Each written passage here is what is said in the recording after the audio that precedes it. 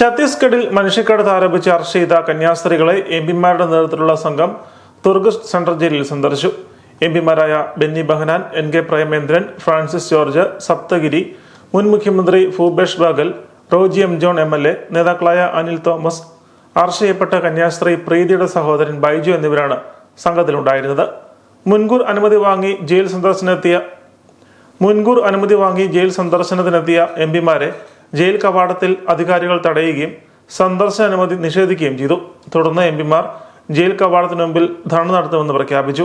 മുൻ മുഖ്യമന്ത്രി ഭൂപേഷ് ബാഗൽ എംപിമാരെ കയറ്റണമെന്ന കർശന നിലപാട് സ്വീകരിച്ചതിനെ തുടർന്ന് മണിക്കൂറുകൾക്ക് ശേഷം സന്ദർശനത്തിന് അനുമതി നൽകി.